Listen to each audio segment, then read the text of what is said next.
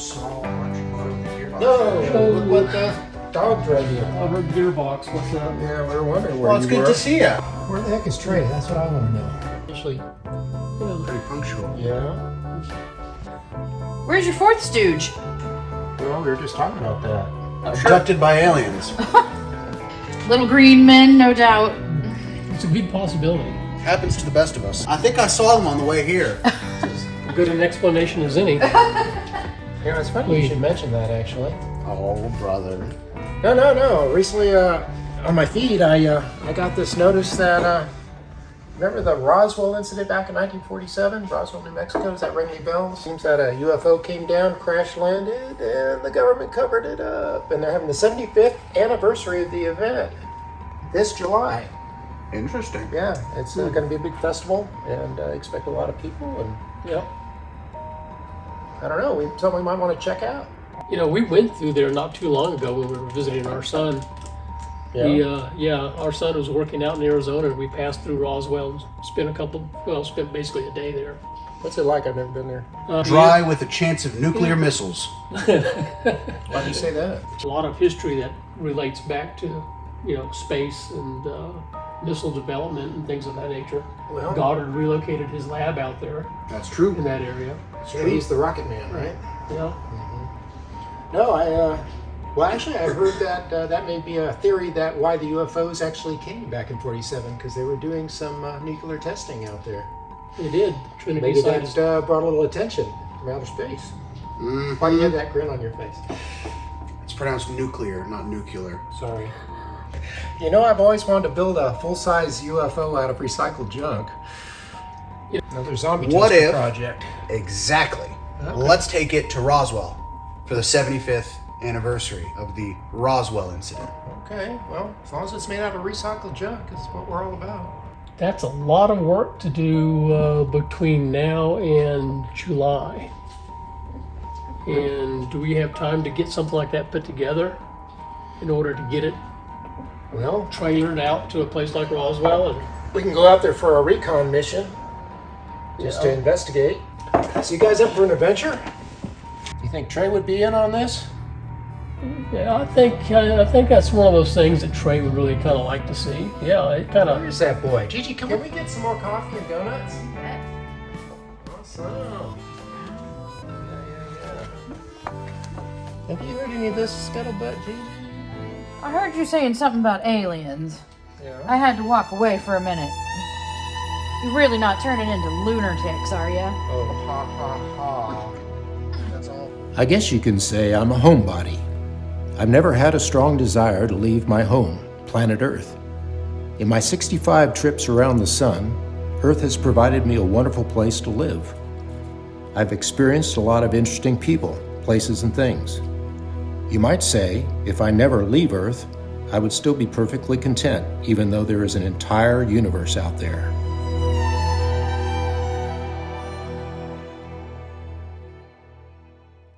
If nothing else, telescope images have shown us just how small and insignificant we really are. With over 100 billion galaxies in the universe, to think we are the only life forms in existence is not only absurd, but touches upon unmitigated arrogance on our part.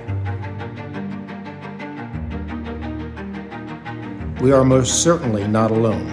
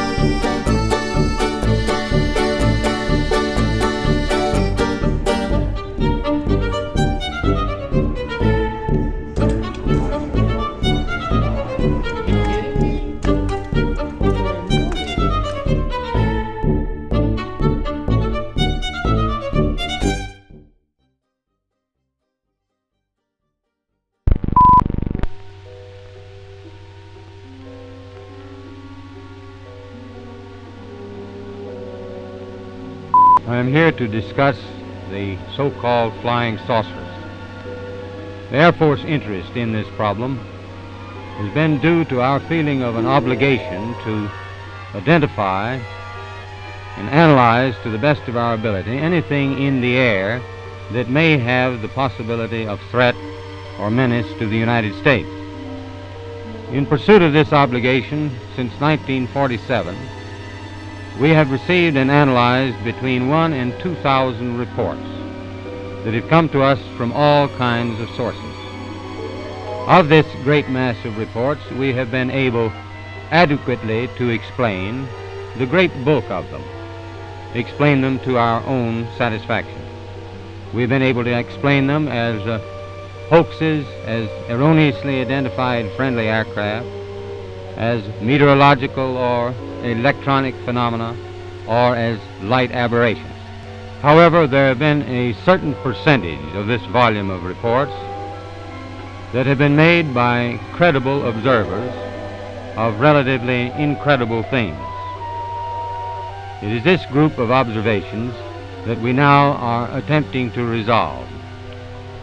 Our basic difficulty in dealing with these is that there is no measurement of them that makes it possible for us to put them in any pattern that would be profitable for a deliberate, custom sort of analysis to take the next step. We have, as of date, come to only one firm conclusion with respect to this remaining percentage, and that is that it does not contain any pattern of purpose or of consistency that we can relate with to any conceivable threat to the United States. We can say that the recent sightings are in no way connected with any secret development by any agency of the United States. Major Keyhole, as author of the book Flying Saucers Are Real, what is your opinion of these new sightings of unidentified objects? With all due respect to the Air Force, I believe that some of them will prove to be of interplanetary origin. During a 3-year investigation, I found that many pilots have described objects of substance and high speed. One case, pilots reported their plane was buffeted by an object which passed them at 500 miles an hour. Obviously, this was a solid object, and I believe it was from outer space.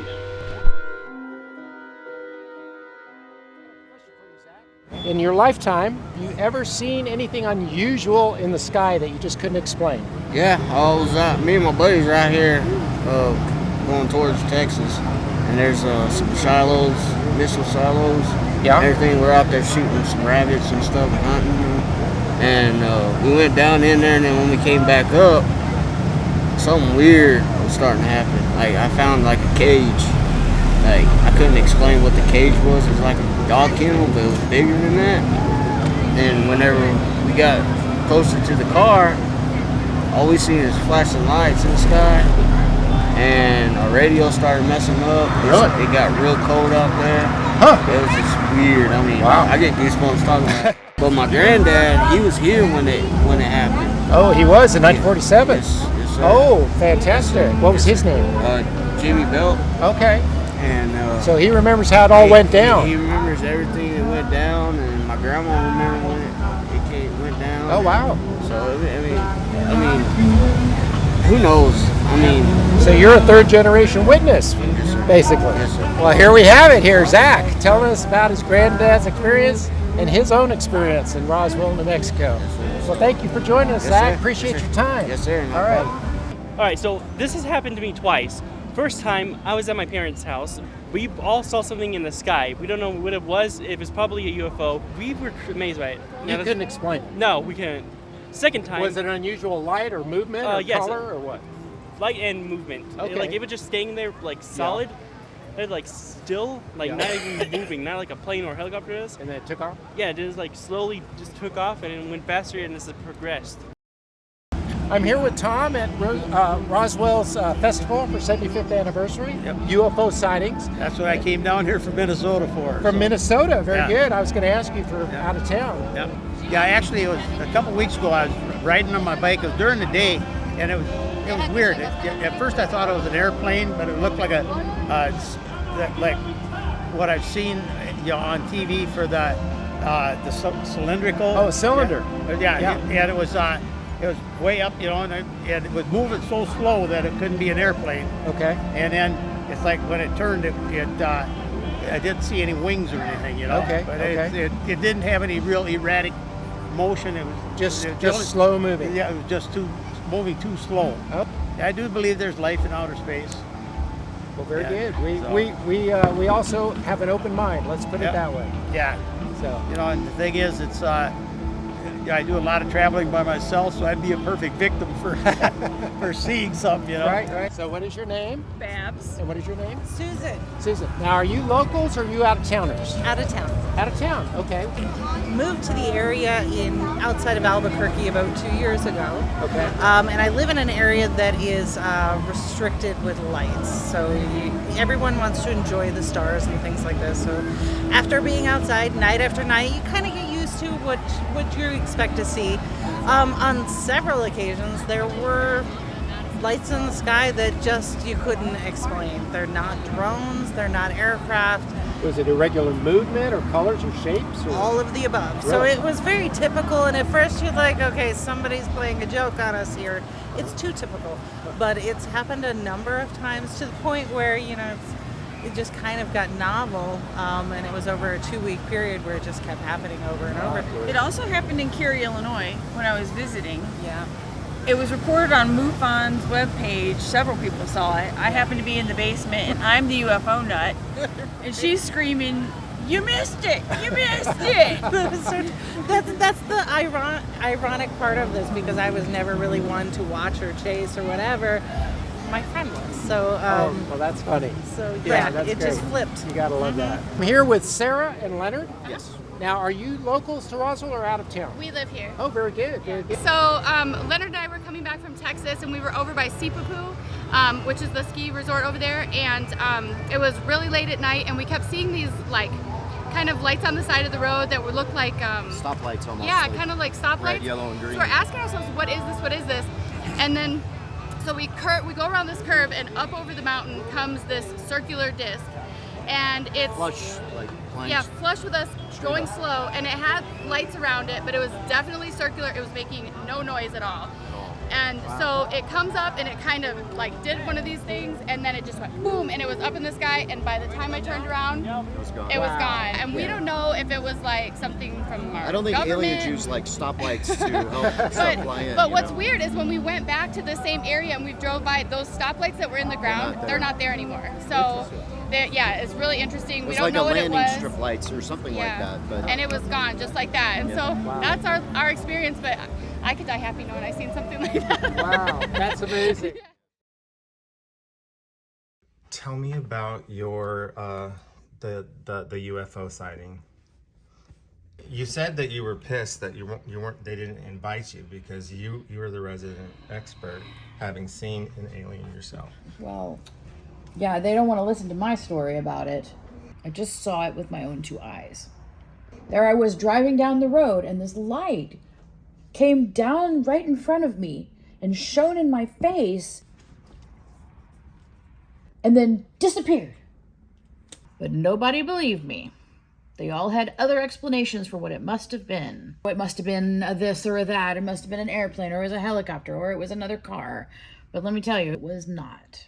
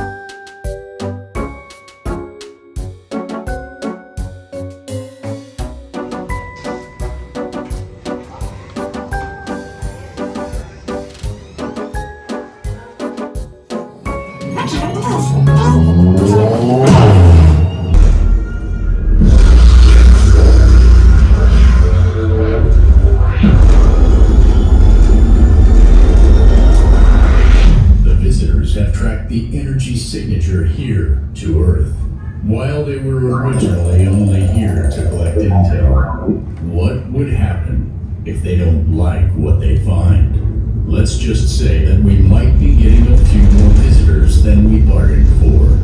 Initiate descent and landing protocols. Atmospheric conditions are uncertain. Caution is advised.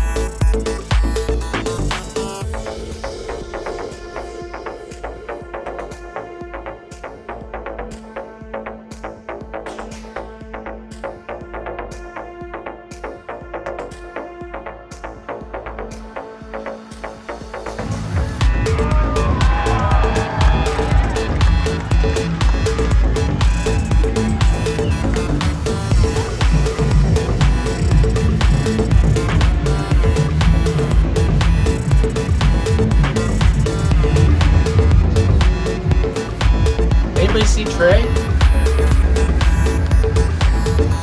Where the heck is Trey?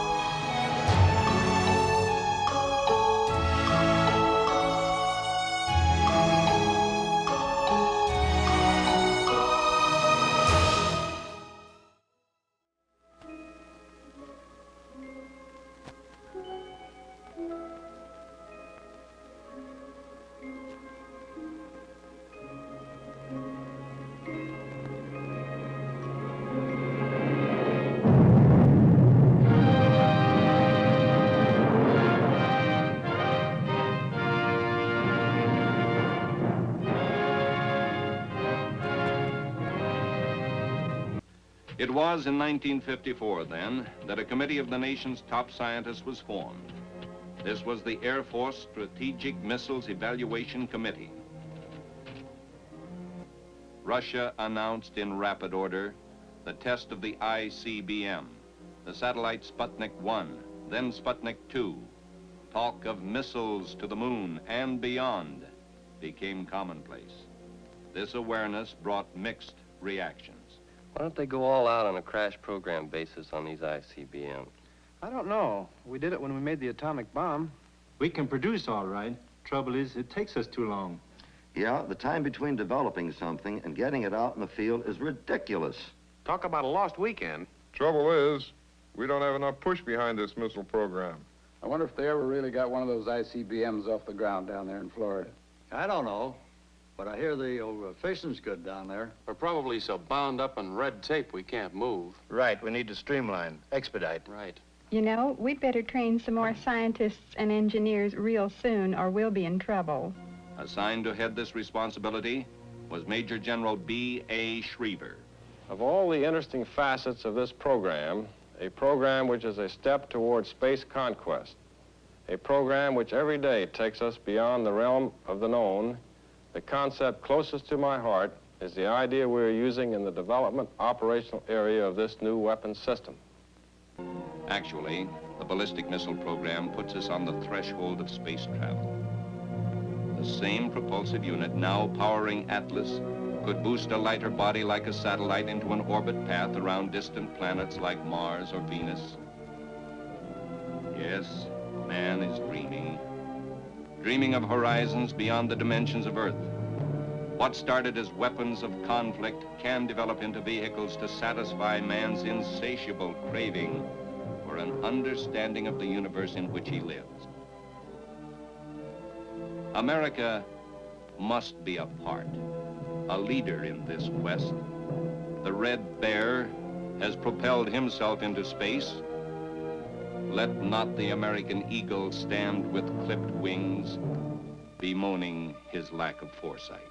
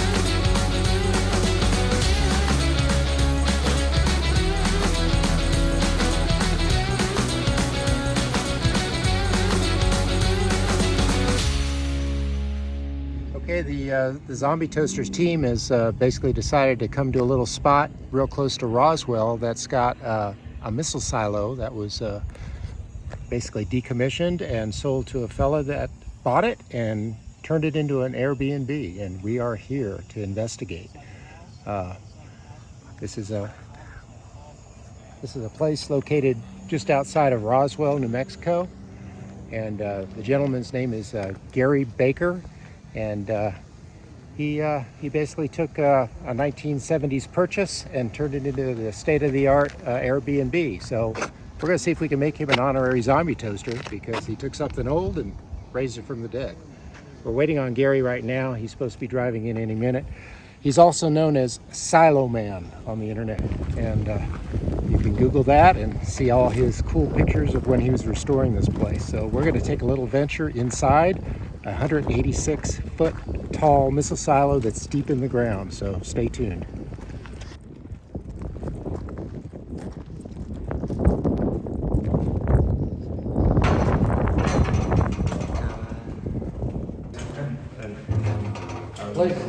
Please, y'all. Let me just set these down and you guys can head down. Thank you. Yeah. I go. Now you can watch how slow it is for me. Well, this is very interesting. Big intersecting. Yeah. Almost everybody does. All of these are awesome. I like this. Of the site photographs, these are originally of the site. And from there, they would have access to all of the site. Please. Structure. Whoa. We're going into the stairwell now, and we're going into the facility up here. Obviously, the bedroom, the kitchen, and yes, that's a marble bathroom. Did I get all the lights, Gary? No, you got one in the... Can you tell them what kind of surprise you would have if you opened up your escape hatch? Yeah, originally there was 4 tons of dry sand. When you pull that black pin, believe it or not, that is fully operational. When they put things into this, a lot of the structure was still open enough that they could lower things we in. have some of these sites, this steel, we call this a large control center crib. It was suspended from 4 locations in the concrete ceiling. It was designed, everything in here was shock mounted, because remember the design criteria, 1 megaton within 1 mile and still launch its missile. Of course, we don't want every secret of these things out there. However, one of the biggest areas that I encountered of my problems here was in dealing with putting together a lot of the history of what happened with these sites.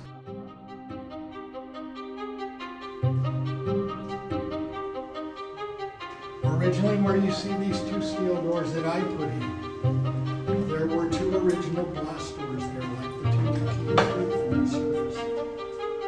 The salvagers in their infinite wisdom in 1965, 66, and 67, they ripped those steel doors, 4,000-pound engines, off the windows. You see the hinges in there.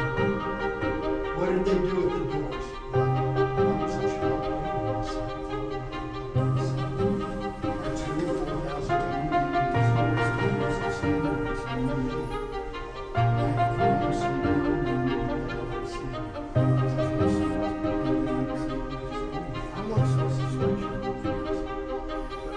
Now, you have to ask yourself the big question.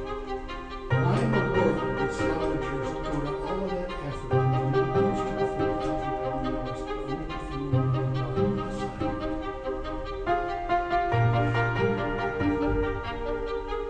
Normally, I'm not judgmental, but I gotta say, please, I come back. We will. If I would have my character. I mean, but I think I could have shown you. What size shirt do you wear? This is an extra large. Extra large? We don't have one with us. Turn around, Trey. This is our Zombie Toasters shirt for our show. Yeah. We would like to make you an honorary Zombie no, I Toaster, loved it. and I've got your address, so I'm going to mail you an extra large Zombie Toaster shirt, because what you've done is what the Zombie Toasters do. We take old things that are dead and give them new life, and that's what you've done with this place. It's been a lot of fun. Call it out. And of course, you know,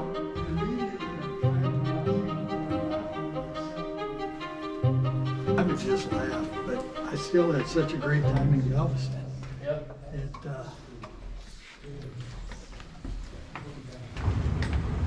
The silo was kind of a mess, but only if you look at it from the standpoint of, okay, someone's been in there, stripped out a bunch of materials. But there's something that's been left behind there, though, that has fantastic potential. For me, going in there, it was not seeing a mess. It was almost something, and I don't want this to come off, trivial, but almost a spiritual experience, because I had my head around all the history that went into the making of this thing, what was going on between these superpowers, and when you stepped in there and you saw the immensity and you saw the work that went into building that thing and what we were up against at the time and all the engineers trying to overcome many challenges, there was something that was kind of just above and beyond, a hole in the ground, you know what I mean? It was deep. It was really deep. Right, though it looks rough to a lot of people, perhaps, it's rusty, there's some debris, there's things there at the silo that look like it would take some work still, of course, but there's still a lot of salvageable for kind of like repurposing or redoing that area. I mean, there's a lot of space there that could be used in a really neat way.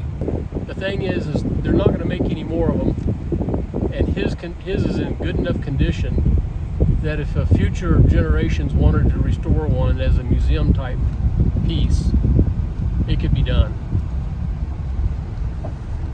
We are going to Pepper's Grill and Bar for steaks and shrimp. Okay, I propose a toast to the Zombie Toasters for the pilot episode. Granted, a lot of this was what Max calls roll B, but I've got to tell you.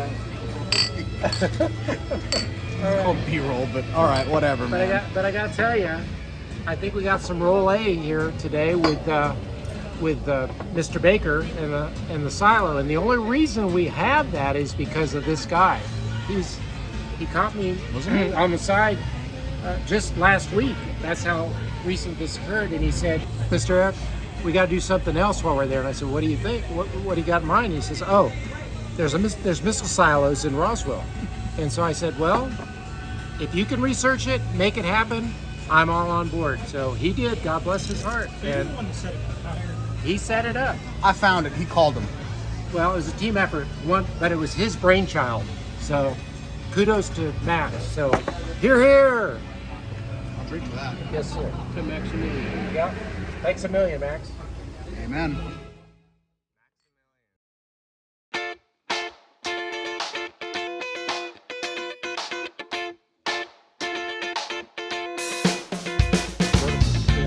Well, for the most part, I see these things as being like about 80-90% empty. If some of them are totally pre-concept stuff. But then, like from a vertical look down on, like if these are your entry and exit points here, you got these. Here's your reel. So you got these basically you got these kind of like segments which come out in their empty space right now. And some of that is would be behind kind of loop, you know.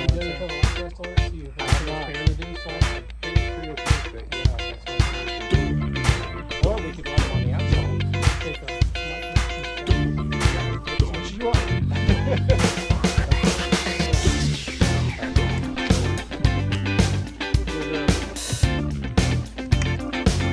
Hand out of the way.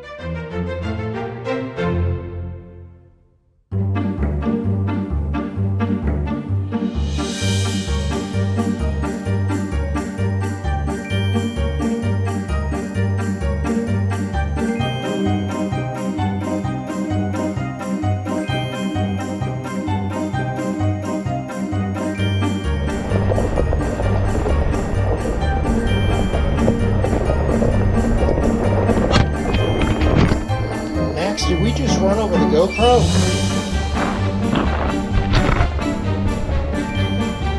Oh, crap.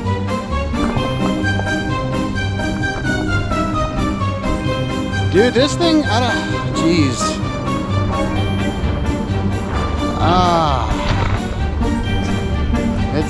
It's not great, man.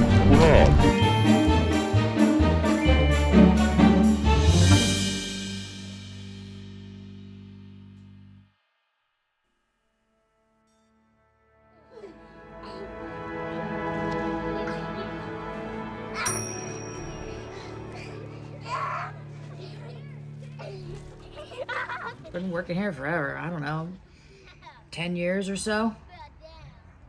And you were pregnant with the triplets, right? God. Triplets? What was that like? Oh my God. Saw the time you saw the UFO. And then we'll have you believe it. We'll have you. So if he was abducted, what do you think they're doing with him right now? This is G-rated. Is it? We're doing it creative. Oh God. Let it ride. All right. I think we're good.